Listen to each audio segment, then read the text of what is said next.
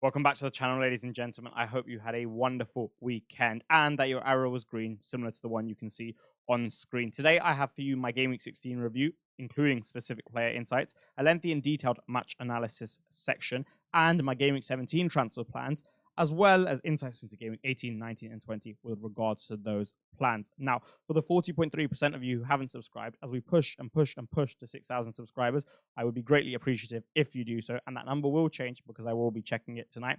If you do enjoy the video, make sure to like it. But without anything else needing to be said, let's hop into it. I thought I would be offered the privilege of titling this section Sanchez Supremacy, but a late Brian Mbeumo dagger ensured that could not be the case. He was on for an 8-pointer, even a 9-pointer, with the 3 saves he accumulated and potentially reaching 2 bonus until that goal went in. But that's just sometimes how the cookie crumbles. It now leaves him on 11 points from the last 5 games, averaging 2.2 points a game, which isn't really the greatest, considering I bought him in Wildcard 12 with much higher prospects, especially considering the fixtures. Had he got an extra, let's say, 5 or even 6 points today, he'd have accumulated, 17 points in the first 5 games, and that actually would have been pretty decent, especially when you scale that up for the rest of the goalkeepers and see how that he would have done this season compared to most. That's actually pretty good, but it just wasn't meant to be, and so be it, right? Going forward, as mentioned in a transfer plan section in my team selection, I am considering shipping him out, mainly due to the fact that he might get rotated and I don't need to accept that loss in expected minutes. But to be fair, he had a good game today. He pulled off a couple brilliant saves, especially the one against Norgard from the corner. And on another day, we walk away with a haul. But it is what it is, and he'll definitely be starting for myself next week. So now let's go on to the defense, which certainly did the business, unlike the weeks gone by. For the past 2 game weeks, I'd commented prior to them starting that I really wasn't impressed with my defense. I didn't think the fixtures were particularly great, and I wasn't so bullish on their prospect. However, prior to this week, it was quite the opposite, considering the fixtures that my defense had at their disposal. And overall, as a unit, they did not disappoint, specifically through Lewis Hall's haul and Gabriel's 9-pointer.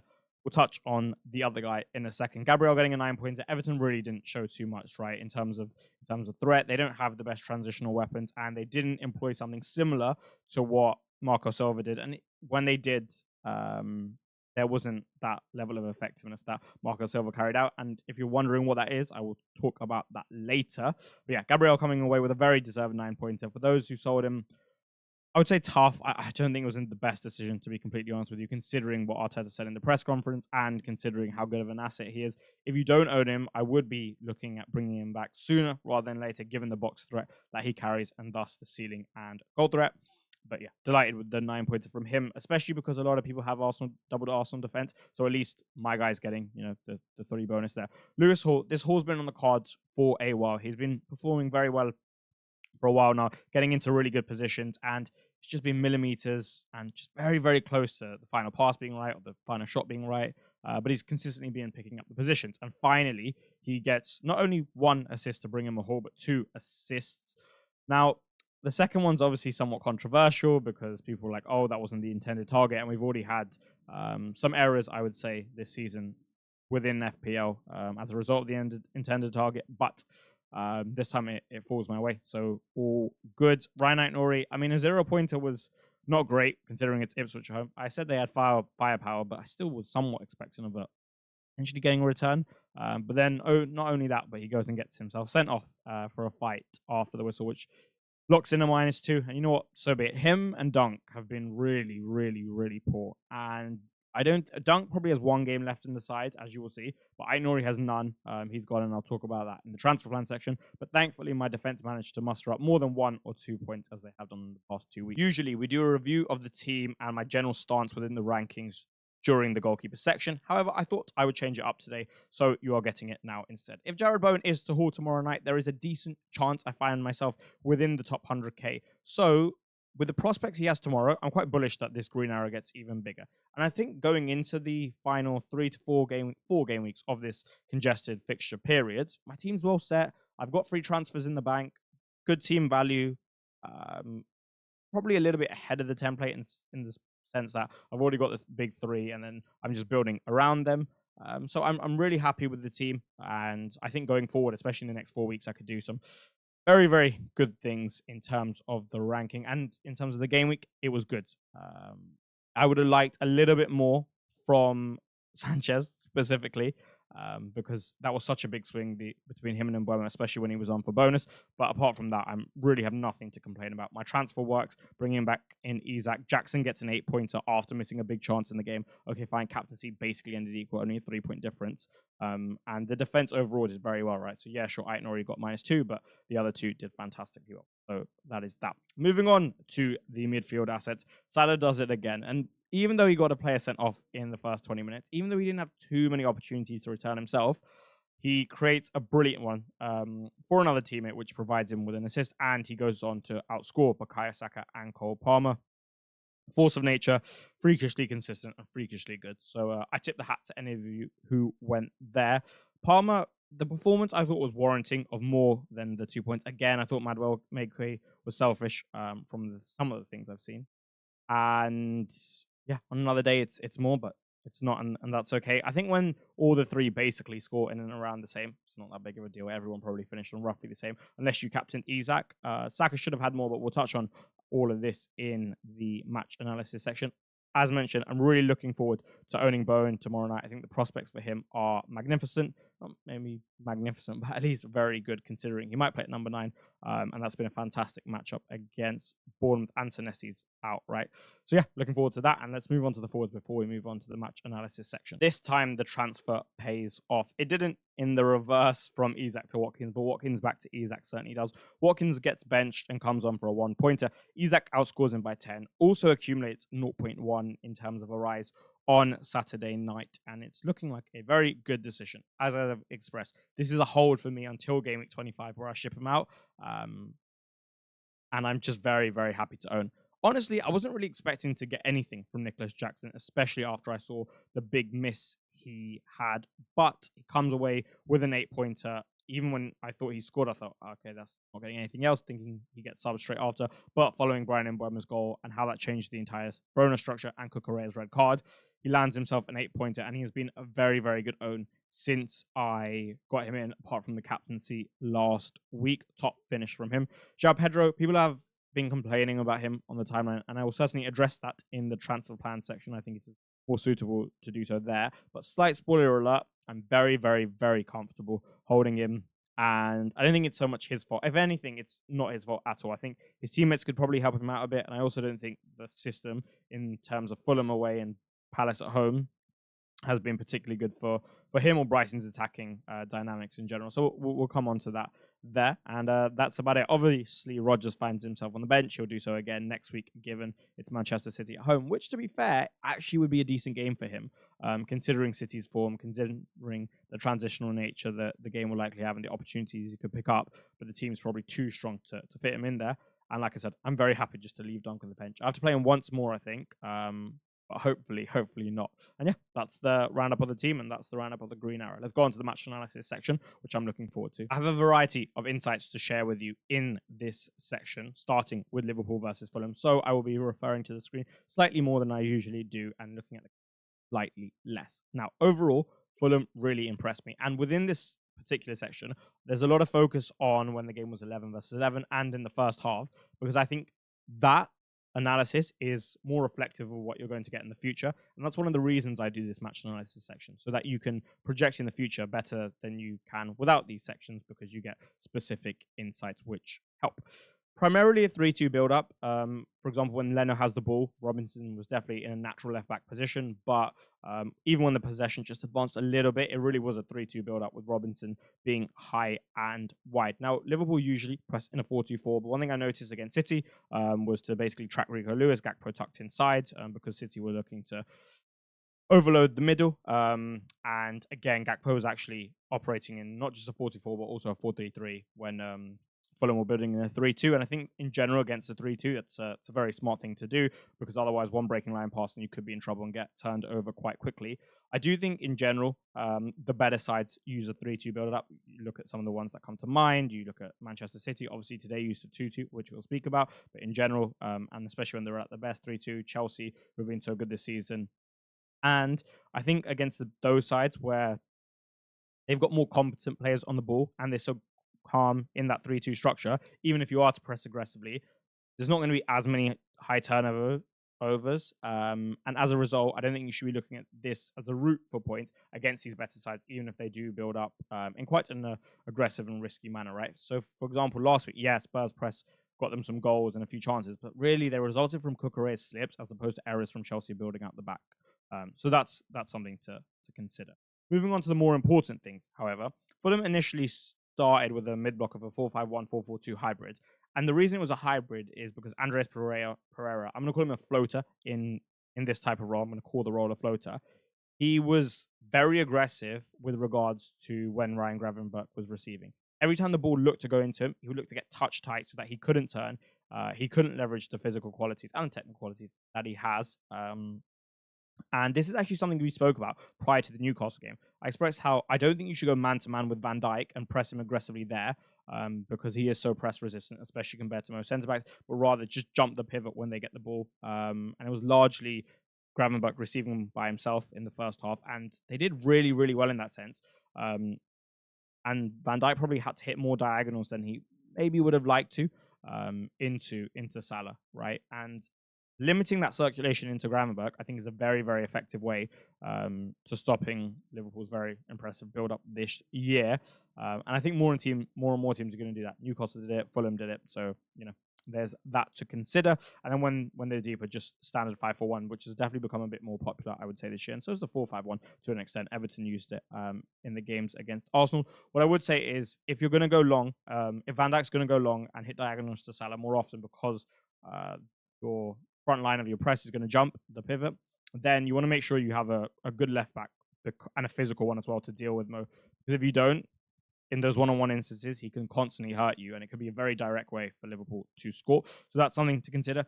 Fulham took a very interesting approach, and something I spoke about was they lack transitional weapons in this side, especially when Adama doesn't play in that front line. So what they did a lot was actually pump long balls into the channels and leverage Jimenez's link play, and it worked wonderfully well. Harry Wilson was quite fluid, not only when receiving, just in general, but even from the long balls, just coming inside and helping him out. I thought Iwobi was really good as well. And in general, it seemed like a pretty good way to get at Liverpool. So that's pretty much all I have to say about Fulham. But overall, I was quite impressed. Szoboszlai I thought was pretty good. Moving on to Trent, because very relevant for FPL. Some of you brought him in. Again, the positions he was taking up with 11 men probably aren't the ones you want for FPL at that price tag. And I really, really, really would consider his price tag and the opportunity cost before bringing him in. Because as I expressed, the fixtures from 19 aren't maybe as good as they seem from a defensive standpoint in terms of keeping cheap. A performance a lot of Arsenal fans weren't happy with. Now, I didn't think it was so bad, but it definitely wasn't so good. The threat Havertz is generating now is not what it used to be.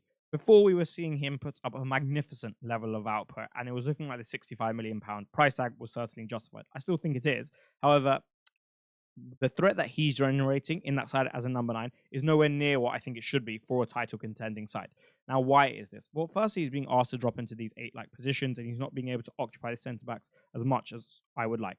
Secondly, the attacking dynamics in the team don't really allow him to leverage his skill set, whether that be his physical skill set in terms of his height, strength, and his just ability to exploit in behind given his speed, or the technical qualities he possesses. For example, his aerial dominance, right? And not only do you have that, you also have Martinelli, who's really having a tough time at the moment, and the attacking dynamics don't suit him. Doesn't have like a creative passer next to him. He's not being allowed to come inside as much, not stretching the last line. And that's what we saw when he put up that big goal scoring season, right?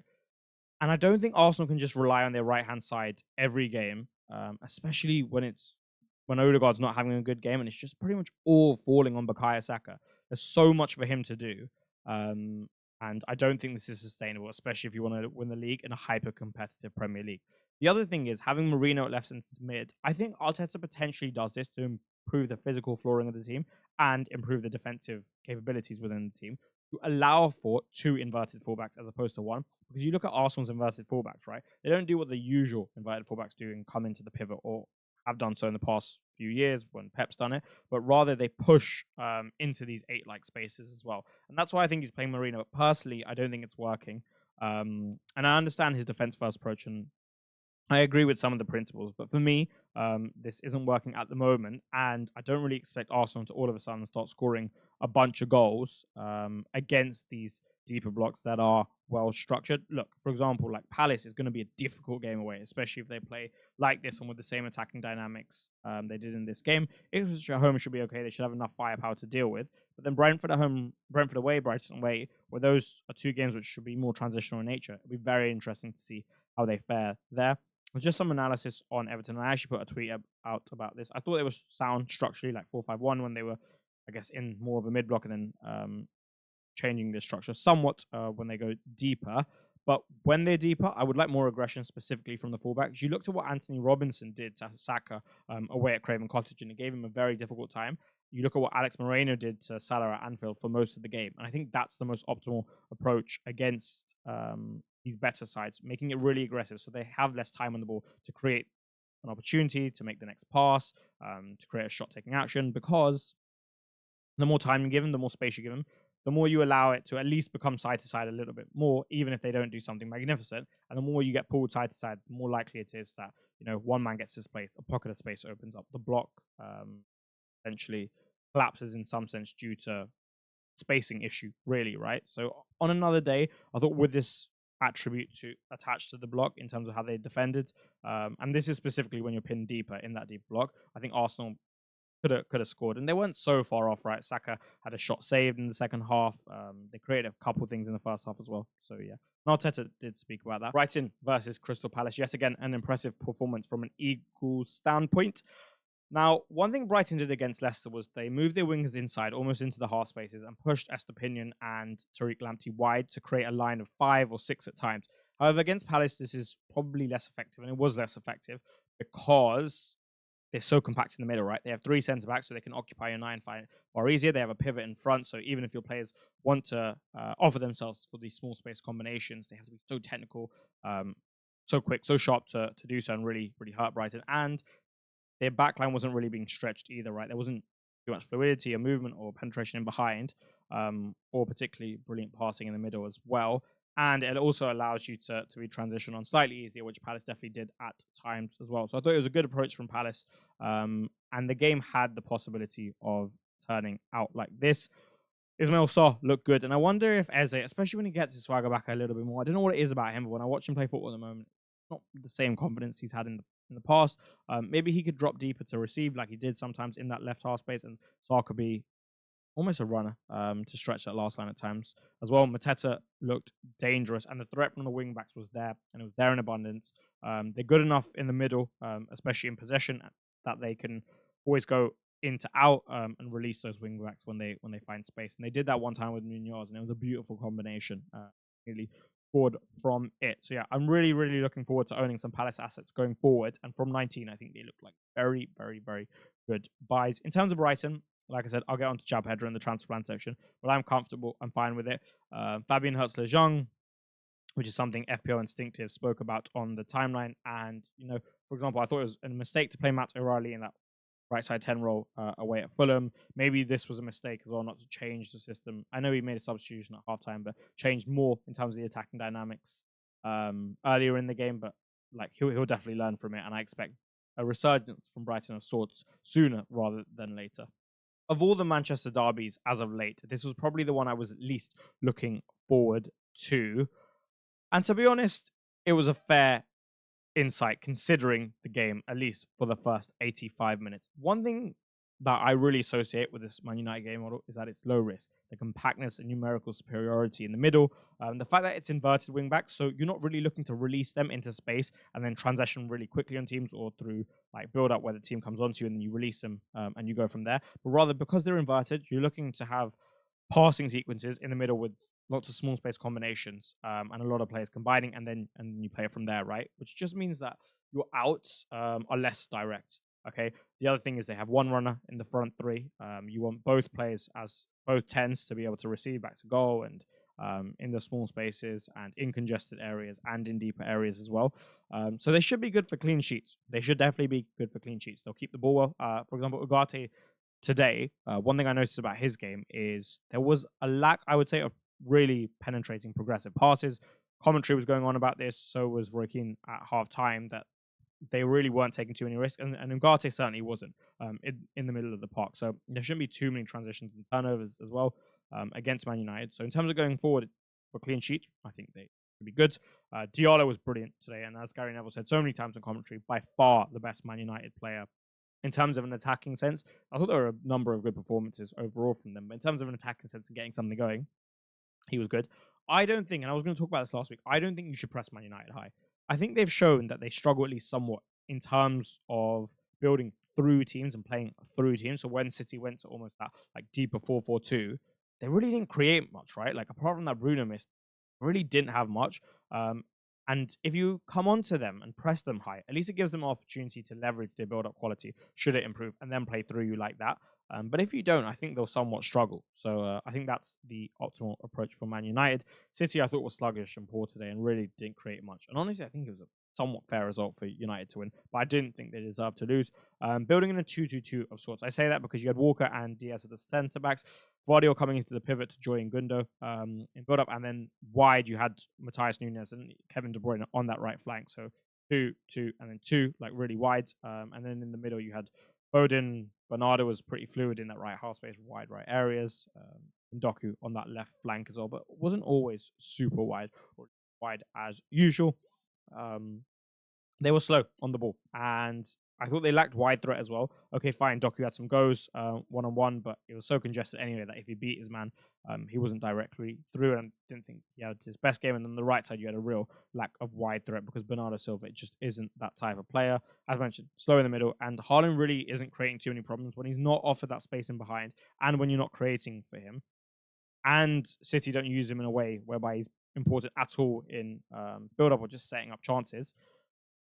He becomes fairly ineffective, and he was fairly ineffective today. Again, I thought United did a very good job of handling him, using our physical, specifically Haaland, Maguire, and De Ligt to an extent, and then just crowding that area as well. I thought they did a good job of that, and Haaland's always had some issues against the back three for reasons we've discussed prior. Newcastle versus Leicester. When I saw that Ndidi and Samaria were going to be out on Friday, I was like, okay, yeah, this is a game. Then I saw the team sheet, and I was like, yeah, this is the game. And Newcastle pretty much battered them. We spoke about this last week against Brentford, but Bruno G in slightly a newer role, and I think this is good for the team.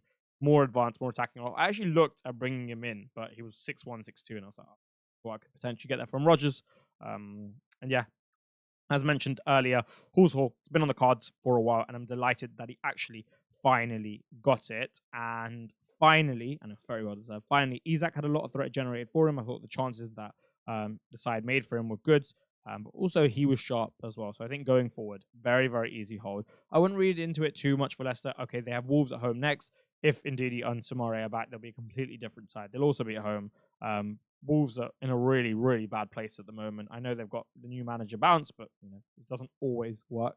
And yeah, I wouldn't write them off just yet, but we'll assess them again when Wolves come to town and the new manager bounce is now worn off. And I think we can get a better look at them. But yeah, overall good from Newcastle. I'm looking forward to holding their assets going forward. Bruno G, not the worst punt in the world, by the way. Yesterday, I posted on YouTube before the supposed price changes that I had made a transfer so that any of you guys could also get in on it at the same price as me. I know it didn't matter because Aït-Nouri didn't drop anyway. But it was Ryan Aït-Nouri to Anthony Robinson. Now, why did I do this? Well, one, he has Southampton at home this week. It means that I don't have to play Lewis Dunk, and that makes me very happy. Okay, fine, the fixture in 18 is not great. Chelsea away, and I'm not going to play him for that. But after that, 19, 20, 21, or at least 19, 20, again, it's 2 home fixtures. It's Bournemouth at home, Ipswich at home. And I think having a fullback like Robinson, and you saw the engine he's got in him for the second assist, absolutely magnificent. And he's got the quality of delivery. Just a very good player overall. Those assists, they're there. And I wouldn't say they're there in abundance for us owners to have, but they're certainly there in a volume which is higher than most. So when the fixtures are good, the side's very difficult to beat when they're at home. They're better than all of the sides are going to play apart from Chelsea, and he's got attacking threat. And I get a bit of cash release as well. For me, it made a lot of sense. Now, from there, what do I do with this team going forward? As I expressed, one of the reasons was that I get to play Dunk less and less because Brighton haven't looked great at the back. Munoz is coming in for Dunk in game week 19 as a result, right? And that will give me Southampton at home. They've obviously just got thrashed by Spurs 5-0, and that too in one half. Spurs probably took their foot off the gas, albeit naturally I haven't watched any of that game. But yeah, the threat he's showing, had a disallowed goal today, easily could have hauled, will probably haul in the future, has been returning the last few weeks. Delighted to own him, especially at such a good price tag. So he'll be coming in game week 19. And I'm looking to arrive to game week 19 with 3 transfers. And I earlier expressed that I'd like to take out Bowen due to the fixture swing and bring in Nebarochi Eze. But every time I watch Eze, and it's the thing I've been repeating on this channel, it's not the player that I'm so much worried about in terms of talent and quality. It's just his general aura and confidence at the moment. I don't think it's quite where he used to be, and he just doesn't seem to have that swagger in his step. So if he doesn't, he's probably not going to be playing as good minutes, and the likelihood of him returning is lower. And I want assets who have high ceilings when there's such an abundance of options. So if I don't go there, then who do I buy? And then it becomes a lot tougher because there aren't so many options, especially at this price tag, that you'd want to consider. Is there ever a way where I bump it up and go to Bruno? Because the fixtures do get better pretty much from next week, right? Do I just go Sanchez to Henderson, take out .4 there? I've already taken 0.1 out of Nori. That leaves me with 0.5. Bowen, I could probably sell at 7.5 by the time, okay? And then I find 0.3, 0.4 from elsewhere. For example, downgrading Nicholas Jackson, as I spoke about in the past. All of these things are things I'm considering and potentially going to do. Now, what should I do with João Pedro? What should you do with João Pedro? For me, this is the easiest hold. Realistically, who's he blocking at that price tag? Not many people. He's a wonderful facilitator for the rest of the squad.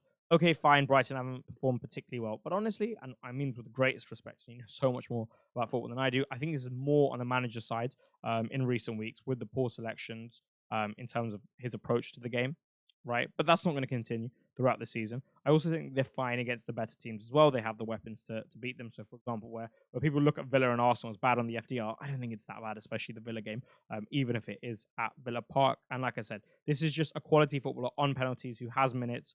The manager really likes him. So going forwards, he's going to pick up points. And you know what? He's not even done that bad. Before this game, he was averaging 5.25 points per game from wildcard 12, so from game week 12, and he would have accumulated you significant value as well. So for me, this is an easy hold. If he continues to blank and looks very, very poor and doesn't look like he's going to get a return or at least a goal anytime soon, then okay, we can reassess. But for now, when I think there's other, not issues, but other opportunities elsewhere, I would definitely consider just keeping him. I guess if you're moving to like a Jimenez or maybe a Wood and that bit of money isn't so important to you with your current squad structure, then okay, fine, fair enough. But in most cases, like ones for myself, I think the transfer can be used far more efficiently elsewhere.